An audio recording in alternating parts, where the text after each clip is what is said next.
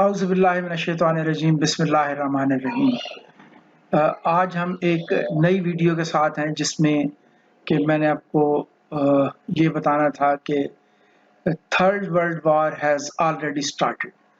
तो जो third world war कैसे स्टार्ट हो चुकी है या क्यों ये ख़तरा है कि थर्ड वर्ल्ड वार स्टार्ट हो गई है, उसमें क्या एस्पेक्ट्स हैं उनको हम डिस्कस करेंगे। हम डिस्कस करेंगे कि साहेल रीजन क्या है, हम डिस्कस करेंगे कि नाइजर और यूक्रेन के क्या-क्या इश्यूज़ हैं जिनकी वजह से हम ये समझते हैं कि ये थर्ड वर्ल्ड वार स्टार्ट हो चुकी है।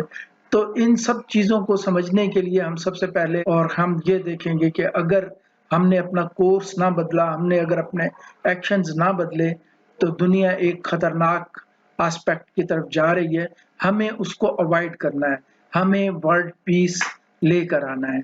तो हम देखते हैं कि ज्योग्राफिकल मैप देखते हुए हमें ये समझना है कि साहेल रीजन क्या है, हमें ये समझना है कि वेस्टर्न अफ्रीका वो कौन सा है। इन चीज़ों को समझने के लिए सबसे पहले तो हम ये देखते हैं कि ये जो माली, अल्जीरिया और ये नॉर्थ अटलांटिक के इर्द गिर्द के जो कंट्रीज हैं, नाइजीरिया, ये सारा वेस्टर्न अफ्रीका, ये कोस्ट जो है ये वेस्टर्न अफ्रीकन कोस्ट है। और उसके साथ साथ ये जो ग्रीन एरिया है, ये ग्रीन बेल्ट है, इस एरिया को हम एरेबल लैंड कहते हैं कि ये अफ्रीका की ये जो एरिया है यहाँ पर एग्रीकल्चर पॉसिबल है। और ये जो एरिया है ये सहारा डेजर्ट के साथ साथ है।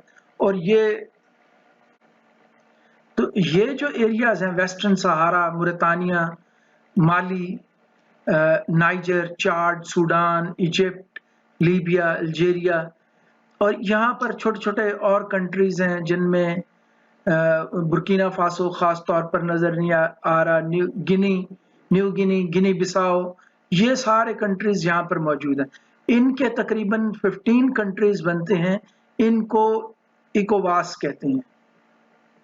तो इकोवास economic cooperation organisation of west African states है। तो ये दरअसल एक ऐसी 15 स्टेट्स की ऑर्गेनाइजेशन है जो कि इस एरिया के डिसीजन करती है इकोनॉमी के लिहाज से। इसमें एक और बात ये अहम है कि ये जो एरिया है नाइजर के पास,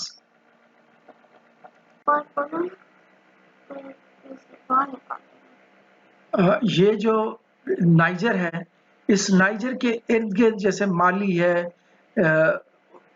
इसके ऊपर अल्जीरिया है, इन कंट्रीज में, यहाँ पर इन एरियाज में बहुत सारे टेररिस्ट ऑर्गेनाइजेशन या एक्सट्रीमिस्ट ऑर्गेनाइजेशन करती हैं, जिसमें आईएस के साथ जो है ISJS वो यहाँ पर मौजूद है जो कि ISIS का हिस्सा है। इसके साथ ही अलकायदा के कुछ ग्रुप्स यहाँ पर काम कर रहे हैं, और इसके अलावा बुर्किना फासो के भी बहुत सारे ग्रुप्स यहाँ पर काम कर रहे हैं, जो कि जिनमें नाइजर भी इफेक्टेड है, माली भी इफेक्टेड है, और इसके साथ साथ इसके ऊपर अल्जीरिया है, वो भी यहाँ पर वो भी इससे इफेक्टेड है। ये ज़्यादातर इन 15 कंट्रीज में, इकोवास के 15 कंट्रीज में से तकरीबन 7 कंट्रीज में रिसेंट पास्ट में जो है वो यहाँ पर मिलिट्री जनता की हुकूमत है। और नाइजर इस लिहाज से अहम है कि यहाँ पर 26 अगस्त को यहाँ पर कूप डिटेट हुआ, जिस कूप डिटेट की वजह से ये हुआ कि नाइजीरिया ने और चाड ने नाइजर को कहा कि वो यहाँ से गवर्नमेंट को, मतलब जो सिविल गवर्नमेंट को दोबारा वापस ले आए। तो 26 अगस्त से पहले यहाँ पर मोहम्मद बाजूम की हुकूमत थी नाइजर में। मोहम्मद बाजूम एक इलेक्टेड लीडर थे उनके। तो ये मादू अब्दुल रहमान थे, यानी इन्होंने अपनी मिलिट्री जनता को या मिलिट्री लीडरशिप को ये सामने ले आए और इन्होंने अनाउंस कर दिया कि नो मोर मिलिट्री रूल, सिविल रूल, और अब जो है वो एक तरह का मार्शल लॉ लगा दिया और सब फ्लाइट्स को बैन कर दिया नाइजर में, और इमरजेंसी डिक्लेयर कर दी, जिसकी वजह से जो इकोवास है उन्होंने इनके ऊपर सैंक्शंस लगा दी। उन सैंक्शंस में ख़ास तौर पर ये भी एक सैंक्शन है कि नाइजीर ने ट्रेड जो है इनसे बंद कर दिया, नाइजीरिया ने। तो नाइजीरिया से इनको बहुत ज़्यादा इलेक्ट्रिसिटी मिलती है, तो वो उन्होंने इनकी इलेक्ट्रिसिटी बंद कर दी और ये कहा कि ये संडे तक, यानी इन्होंने 1 हफ्ते का टाइम दिया कि ये अपनी गवर्नमेंट लेके आ जाएं, यानी 6 अगस्त तक, 26 जुलाई को मार्शल लॉ लगा था। उन्होंने मीटिंग कॉल की इकोवास ने और ये डिसाइड किया कि 6 अगस्त तक आप या तो ये गवर्नमेंट इसको आज़ाद कर दें मोहम्मद बाज़ूम को, और ये गवर्नमेंट उनके हवाले कर दें, सिविल रूल लेके आए, वरना हम आपके साथ आपके खिलाफ मिलिट्री एक्शंस करेंगे। जिसके नतीजे में और इस नाइजीरिया के साथ चाड भी इसमें शामिल था, तो जिसके नतीजे में माली और बुर्किना फासो ने नाइजर का साथ दिया और ये कहा कि अगर आपने, यानी नाइजीरिया ने और चाड ने अटैक किया नाइजर पर, तो बुर्किना फासो और माली ये अटैक कर देंगे चाड और नाइजीरिया पर। तो इन चीज़ों को देखते हुए ये किया कि 1 हफ्ते तक के लिए उन्होंने उसको पेंड रखा, हालात को देखा, लेकिन अब्दुर्रहमान तिहानी जो है, इन्होंने कोई मतलब उसके ऊपर कोई एक्शन नहीं लिया। तो इसके बाद अब उनका ख्याल था कि उन्होंने मीटिंग कॉल की थर्सडे को के लिए और ये कहा था कि ये सब एरियाज, ये जो 15 कंट्रीज का मैंने नाम लिया है इकोवास के, ये फ्रेंच कॉलोनीज थे और इन में से ज़्यादातर ने, रादर 15 ने जो इंडिपेंडेंस ली है वो सब की 1960 में, लाइक मेजर कंट्रीज में नाइजर है, वो बुर्किना फासो है, माली है, बेनिन है, टोगो है, ये ज़्यादातर जो कंट्रीज हैं ये फ्रेंच रूल के ज़ेरे असर थे और फ्रेंच रूल यहाँ पर ख़त्म हुआ 1960 में। जब यहाँ पर फ्रेंच रूल ख़त्म हुआ तो फ्रेंच रूल से पहले या फ्रेंच रूल के दौरान यहाँ पर जो करेंसी थी वो CFA फ्रांक चलती थी। अच्छा, करेंसी जो है CFA फ्रांक, वो आज भी वही करेंसी यहाँ पर यूज़ होती है, जिसका जो एक्सचेंज रेट मैकेनिज्म है वो यूरो के साथ है या फ्रैंक के साथ है, जिसकी वजह से ये एक बहुत ज़्यादा स्टेबल करेंसी है इन कंट्रीज़ में। जैसे कि हम देखते हैं, तो उन्होंने ये किया हुआ कि हर 4 में से तकरीबन 3 घर वो उस फ्यूल से चलते हैं जो कि नाइजीरिया से मिलता है। दूसरे नंबर पर यहाँ पर ये जो एरिया है इसमें डायमंड, गोल्ड, या अगर हम देखें तो पूरे अफ्रीका में से ज़्यादातर जो चीज़ें जाती हैं उसमें से उसका तकरीबन 40% जो फूड है वो अफ्रीका में से जाता है। जो 60% गोल्ड है वो अफ्रीका से मिलता है। जो 40% जो ऑयल है वो तकरीबन 20%, 22% यहाँ से मिलता है। तो जितनी भी प्रीशियस आइटम्स हैं, इसी तरह जो चीज़ें जो बड़ी बड़ी कंपनीज इस्तेमाल करती हैं, जैसे कि टेस्ला है या दूसरे सेल फोन्स हैं या एप्पल है, इसमें जो मटेरियल यूज़ होता है वो ज़्यादातर जो है वो अफ्रीकन नेशंस या अफ्रीका उनको सप्लाई कर रहा होता है। तो इस लिहाज से अफ्रीका पूरा एज ए होल, और ख़ास तौर पर जो ये वेस्टर्न अफ्रीका है, ये इसमें बहुत ज़्यादा अहम रोल प्ले करता है। इसके साथ साथ जो मैंने बताया है कि यहाँ पर मुसलमान लोग नाइजर में वो बहुत ज़्यादा है, तकरीबन 99% लोग जो है वो मुसलमान हैं, और 99% मुसलमान होने के साथ साथ तकरीबन 71% लोग वो हैं जो कि सुन्नी हैं। इसमें तकरीबन 6 to 8% वो लोग हैं जो शिया हैं, और इसके अलावा जो दूसरे फैक्शंस हैं इस्लाम के, वो भी यहाँ पर मौजूद हैं, और बाकी यहाँ पर जो है वो क्रिश्चियन। इन चीज़ों को देखते हुए अगर हम यहाँ की एज देखें तो यहाँ की एज तकरीबन 18-19 के करीब है एवरेज एज, तो जो कि बहुत कम है, जो कि बहुत डेंजरसली है।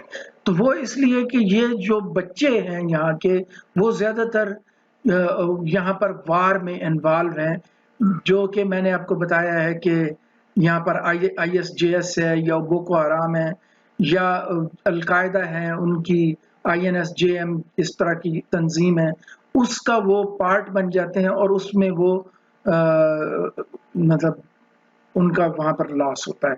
तो ये कंडीशन है, और इसके ऊपर ये किया हुआ है कि फ्रांस ने तकरीबन 6,000 लोग यहाँ पर भेजे हुए, 5 to 6,000 लोग फ्रेंच मिलिट्री के लोग यहाँ पर मौजूद हैं, जो कि इस इंसर्जेंसी को होती हैं, उसमें ख़ास तौर पर यूरेनियम एक बहुत बड़ा फैक्टर है।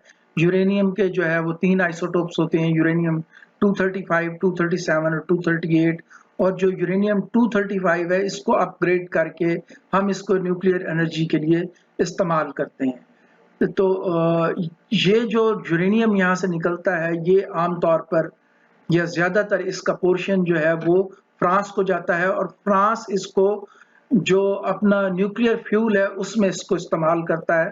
फ्रांस में से की जो एनर्जी की ज़रूरियात हैं, वो ज़्यादातर न्यूक्लियर एनर्जी से पूरी होती है, वो प्रॉपर फोर्सेस में से नहीं, लेकिन रशिया की मर्सनरी फोर्सेस जो है वो यहाँ पर काम कर रही हैं वैगनर के नाम से।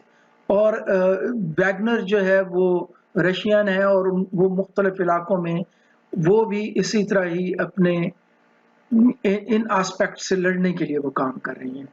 और कुछ लोगों का ये कहना है कि ये दरअसल वैगनर का ही एक सिलसिला है कि जो यहाँ पर जो मिलिट्री जनता जो है इन 7 कंट्रीज में आई, इनफैक्ट उसमें वैगनर का बहुत ज़्यादा हाथ है।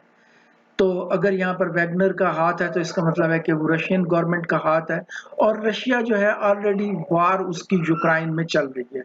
तो रशिया की जो आप बहुत अच्छी तरह जानते हैं कि रशिया की जो यूक्रेन से वार स्टार्ट हुई थी, वो पाइपलाइन की वजह से हुई थी। जो Russian oil and gas pipeline है, वो यूक्रेन से गुजर रही है, और उसके ऊपर वो बहुत ज़्यादा हैवी अमाउंट में उसको यूक्रेन को रशिया पे कर रहा था, तकरीबन $3 बिलियन के करीब पर ईयर, और साथ साथ वो उसका ऑयल भी स्टील कर रहे थे। वो उस ऑयल को मुख्तलिफ जगह से होल करके वो चोरी कर लेते थे। तो उसके लिए रशिया ने ये किया कि उन्होंने नॉर्ड स्ट्रीम शुरू की, एक जो है वो अंडर द सी बेड उन्होंने एक लाइन शुरू की, जो कि तकरीबन 98% कंप्लीट हो चुकी थी, या 95% रफली कंप्लीट हो चुकी थी जब ये वार स्टार्ट हुई। यानी वो जर्मनी को जो ऑयल दे रहा था, वो तकरीबन अब उसने ट्रांसफ़र करना था नॉर्ड स्ट्रीम के ज़रिए, यानी वो लिथुआनिया, लैटविया और एस्टोनिया के साथ से होते हुए, बेलारूस के करीब से होते हुए ये जाना था, लेकिन ये वार स्टार्ट करके उसका ये रोक दिया गया। और फिर इसके ऊपर मुख्तलिफ सबमर्ज्ड अटैक भी हुए, उनकी उस पाइपलाइन पे मुख्तलिफ उसको मुख्तलिफ जगह से रप्चर किया गया, उसको नुकसान पहुंचाया गया। जो अंडर वाटर व्हीकल्स होते हैं, जो सबमर्सिबल व्हीकल्स होते हैं, उनके ज़रिए से उसको मुख्तलिफ जगह से हार्म किया गया। और इसमें बहुत सारे लोग, यानी अमेरिका के अपने भी जो रिसर्चर्स हैं, उनका भी ये कहना है कि इसमें अमेरिकन्स इन्वॉल्व हैं। तो ये एक फैक्टर बहुत अहम है। तो एक जो अहम फैक्टर दूसरा है वो ये है कि जो आजकल ड्रोन्स वगैरह बहुत ज़्यादा यूक्रेन से उड़कर वो रशिया की तरफ जा रहे हैं, और उनके प्रेसिडेंशियल पैलेस पर भी उन्होंने अटैक करने की कोशिश की, अगरचे वो मार गिराए, बहुत सारे मार गिराए गए हैं, लेकिन बहुत सारे जो है वो हिट करने में कामयाब कुछ ना कुछ हिट करने में कामयाब भी हो गए हैं। तो जिसका मतलब ये है कि रशिया बुनियादी तौर पर यूक्रेन पे उतना फोकस नहीं कर रहा जितना वो पहले कर रहा था। उसने डोनेट्स्क और लुहांस्क तो 2-4 दिनों में मारियापोल वगैरह को ले लिया। इससे आगे वो कीव की तरफ बहुत आसानी से जा सकता था और लेकिन वो नहीं गया। इसके अलावा एक और जो मेजर फैक्टर है वो है कि यूके ने कुछ ऐसे वेपन्स दिए हैं जिनकी टिप्स जो है वो रेडियो एक्टिव सब्सटेंस से लैसरेटेड हैं, यानी उनके ऊपर रेडियो एक्टिव सब्सटेंस या न्यूक्लियर ग्रेड वेपन्स जो है वो हैं। तो ऐसी सूरत हाल में रशिया ने उसका काउंटर ये किया कि अपने जो वेपन्स थे, न्यूक्लियर आर्सेनल्स थे, उनमें से कुछ पोर्शन उसने शिफ्ट कर दिया बेलारूस में। तो जिसका ये नतीजा इस एस्पेक्ट को, इस मसले को काउंटर करने के लिए जिसका ये नतीजा निकलता है कि यूके भी इस वार का हिस्सा बनने की कोशिश कर रहा था और उसके साथ साथ ये किया गया कि बेलारूस में वहाँ पर भी रशिया ने अपने वेपन्स लगा दिए कि अमेरिका जो है वो बहुत ज़्यादा वीट जो है वो रशिया से ले रहा था। यूक्रेन जो है दुनिया को या जो यूरोपियन कंट्रीज थे इनको वो गंदम दे रहा था, लेकिन अमेरिका ने रशिया से गंदम लेनी बंद कर दी और यूक्रेन वार में होने की वजह से वो अपनी गंदम को उस तरह प्रोड्यूस ही नहीं कर पाया कि वो यूरोप को दे पाए, जिसका ओवरऑल रिजल्ट ये निकला कि फूड शॉर्टेज का खतरा है। तो फूड शॉर्टेज का खतरा का मतलब जो है वो अलार्मिंग सिचुएशन है। तो अगर फूड शॉर्टेज होगी तो इसका मतलब है कि खतरा है कि लोग वीक होंगे, लोगों की डेथ, वो उस तरफ हम जा रहे हैं। तो जब फूड शॉर्टेज होती है तो हम ये देखते हैं कि कोई ना कोई इवेंट ऐसा होता है जो डेंजरस होता है। फूड शॉर्टेज के इस दौरान में इंडिया ने ये अनाउंस किया कि उसका जो राइस है वो दुनिया भर में एक्सपोर्ट होता है, वो एक्सपोर्ट करता है। तो उसने अपनी राइस की एक्सपोर्ट पर मोदी ने पाबंदी लगा दी है फूड सप्लाई में। तो इस सैंक्शंस को, मोदी की इन सैंक्शंस को हम देखते हैं कि ये फूड शॉर्टेज को और बढ़ा रहे हैं। फिर हमने ये देखा कि रिसेंटली जो कंट्रीज थे लाइक श्रीलंका, वो डिफॉल्ट कर गया और उसकी करेंसी का बहुत बुरा हाल हुआ। इसी तरह हमने देखा कि पाकिस्तान डिफॉल्ट करने के करीब था। हम किसी को भी इसके मुतालिक ब्लेम करें, लेकिन ओवरऑल हम देखें तो हम उस डिफॉल्ट से तो निकल आए, लेकिन हमारी जो रिजर्व्स हैं वो बहुत ज़्यादा कम हो गए और रिजर्व कम होने की वजह से और इस डिफॉल्ट के खतरे की वजह से डॉलर जो है उसने बहुत ज़्यादा ऊंची उड़ान भरी। वो जो है तकरीबन 3 टाइम्स उसकी प्राइस बढ़ गई और ओवरऑल जो लोगों की जो पावर ऑफ परचेज थी वो कम हो गई। तो ये पावर ऑफ परचेज ना सिर्फ पाकिस्तान में कम हुई, मैंने आपको श्रीलंका की एग्जांपल दी, ये द वर्ल्ड ओवर ये फिनोमेना जारी है कि जो लोगों की पावर ऑफ परचेज है वो कम हो रही है। तो पावर ऑफ परचेज के कम होने का मकसद है इन्फ्लेशन। जब हमने 1939 में ये देखा कि उस वक्त इन्फ्लेशन जो थी वो बहुत ज़्यादा थी। जब हमने देखा कि 1914 में इन्फ्लेशन बहुत ज़्यादा थी। तो जब इन्फ्लेशन के रेट बहुत ज़्यादा, यानी इन्फ्लेशन बहुत ज़्यादा बढ़ गई, तो उसका रिजल्ट क्या निकला? उसका रिजल्ट फर्स्ट वर्ल्ड वार की सूरत में निकला 1914 में और 1939 में सेकेंड वर्ल्ड वार की सूरत में निकला। तो अब अगर इन्फ्लेशन दोबारा बढ़ रही है और हम नीचे जा रहे हैं, लोगों की पावर ऑफ परचेज कम हो रही है, फूड शॉर्टेज हो रही है, तो हम ये कह सकते हैं कि हम एक डिजास्टर की तरफ बढ़ रहे हैं। तो हम एक खतरनाक सूरत हाल की तरफ बढ़ रहे हैं। तीसरा जो फैक्टर है कि हमें चाहिए था कि हम ग्रीन एनर्जी पैदा करते, हमने ग्रीन एनर्जी नहीं पैदा की, जिसकी वजह से जो टेम्परेचर ऑफ द सी है वो 2 डिग्री तकरीबन बढ़ चुका है और वो बढ़ते जा रहा है। तो इस टेम्परेचर के बढ़ने की वजह से हम ये देखते हैं कि आगे क्या होने वाला है। तो आगे यकीनन जो ग्लेशियर्स हैं वो पिघलेंगे और ग्लेशियर्स में जो है बहुत ज़्यादा कमी वाक़या हो जाएगी और उसकी वजह से समंदरों में पानी के बढ़ने का इम्कान है, यानी एक फ्लड की सूरत हाल बनने की के जैसे मैंने आपको बताया कि वेगनार और ये सारे वहाँ पर रोल प्ले कर रहे हैं साहिल रीजन में। तो इसका मतलब है कि साहिल रीजन अंडर द डेंजर है। साहिल रीजन के अंडर द डेंजर होने की एक और वजह ये है कि जो नाइजीरिया है यहाँ पर बहुत ज़्यादा ऑयल होता है, ये ऑयल प्रोड्यूसिंग कंट्री है, तो यहाँ से ऑयल एक्सपोर्ट होगा। जिस तरह मैं जो आपको बता रहा था कि ये नाइजीरिया है कि तो यहाँ नाइजीरिया के इस तरफ से वो कोशिश कर रहे हैं कि यहाँ से ऐसे करके एक पाइपलाइन बिछाई जाए जो कि अंडर द सी जैसे नॉर्थ स्ट्रीम है वो इस एरिया में है, इस रीजन में है, तो यहाँ इस रीजन में भी एक अंडर द सी एक पाइपलाइन बिछाई जाए जो फ्रांस को ऑयल सप्लाई करेगी, फ्यूल सप्लाई करेगी। तो लेकिन ये है कि इसको कंप्लीट होते हुए, इस पाइपलाइन को कंप्लीट होते हुए तकरीबन 25 साल लगेंगे और ये अभी प्लानिंग फेज में है, अभी इसके ऊपर कोई काम नहीं हुआ। तो उनका दूसरी एक पाइपलाइन के मतलब सोचा है कि जो नाइजीरिया से नाइजर और नाइजर से अल्जीरिया होती हुई इस तरह करके जाएगी फ्रांस में, इस रास्ते से, यानी जो खुश्की का रास्ता है और दरमियान में थोड़ा सा सी भी है, इस रास्ते से जाएगी। ये तकरीबन 3 से 4 साल में कंप्लीट हो जाएगी। तो अगर नाइजर में प्रॉब्लम है, यहाँ पर वार है, अल्जीरिया जो है पहले ही उससे इफेक्टेड है, माली उनका साथी नहीं है, तो हम ये कह सकते हैं कि ये जो पाइपलाइन है ये अंडर थ्रेट होगी, ये सक्सेसफुल नहीं होगी, इसको नहीं बिछाया जा सकेगा। इस गुफ्तगू का जो नतीजा निकलता है वो ये है कि नाइजर जो है वो यूरेनियम प्रोवाइड कर रहा है फ्रांस को।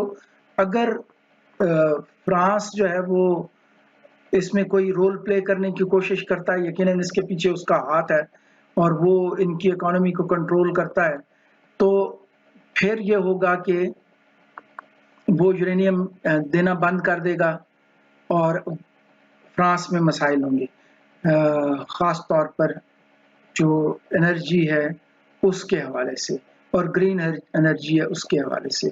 और दूसरा, अगर वो पाइपलाइन नहीं बनने देता तो ये उसके प्रॉब्लम को एग्रेवेट करेगा। तो इसका मतलब है कि फ्रांस और नाइजर इनको ये एट वार हो जाएंगे, यानी फ्रांस फिर कोशिश करेगा कि किसी न किसी तरह इस गवर्नमेंट को रिमूव करने के लिए वो अपनी फोर्सेस या तो सी के थ्रू भेजे, एयरक्राफ्ट कैरियर भेजे और वो यहाँ से सपोर्ट करें नाइजीरिया और चाड को और वो अटैक करने की कोशिश करें। इफ फ्रांस डू दिस, इसका मतलब है कि जो अफ्रीकाम की हैं या जो यूनाइटेड स्टेट की अफ्रीकन फोर्सेस हैं वो भी इसमें रोल प्ले कर रही होंगी, तो अमेरिका जो है वो इसमें शामिल हो जाएगा। और जब फ्रांस या का रीजन के जहाँ ख़त्म होता है, सूडान पे ख़त्म होता है, सूडान से आगे हम जाएं तो कीनिया वगैरह हैं और कीनिया से ऊपर यकीनन आप जानते हैं कि जिबूती है, डी जिबूती। तो डी जिबूती में एक जो है चाइना की एक नेवल बेस मौजूद है।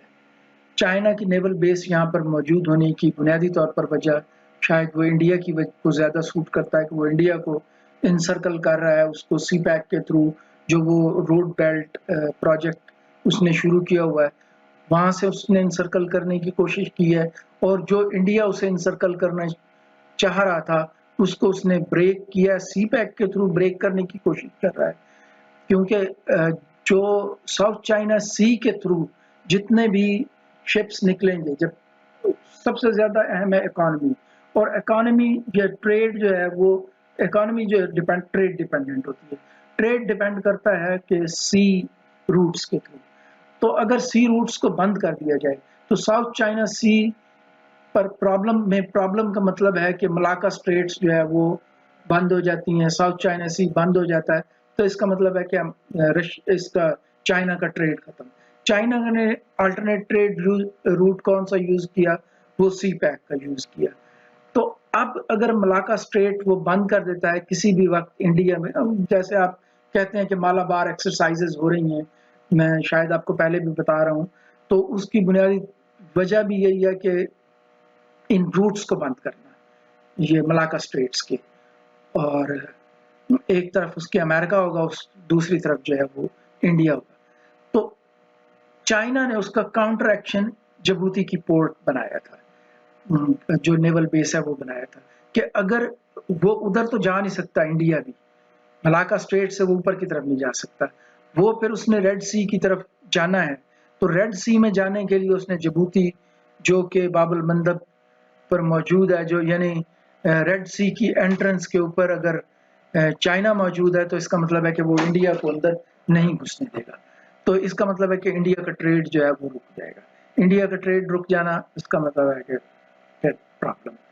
तो इंडिया ने उसको काउंटर करने के लिए अपनी दो जो बेसेस हैं, एक मैंने आपको बताया है पहले किसी मेरे यूट्यूब के उसमें वीडियो में, कि आगालीगा उसने बनाई है, जो कि पाकिस्तान को भी के लिए भी अहम है, और जो कि उसके लिए भी अहम है, चाइना के लिए भी, क्योंकि वो दोनों पर नजर रख सकता है इंडिया। तो वो किसी भी सूरत में ये पसंद नहीं करेंगे कि उनकी आगालीगा पर ये, तो इसके साथ साथ उनकी एक बेस मडगास्कर में भी है, जिसकी वजह से चाइना का अफ्रीका के ऊपर जो भी हो सूरत हाल, लेकिन यहाँ पर चाइना के ने अपनी इन्वेस्टमेंट की हुई है और यहाँ पर उसके इंटरेस्ट हैं, तो ये इस लिहाज से चाइना इसमें है। तो रशिया यहाँ पर मौजूद है, पाकिस्तान के प्रॉब्लम्स हैं, इंडिया के प्रॉब्लम्स यहाँ पर मौजूद हैं।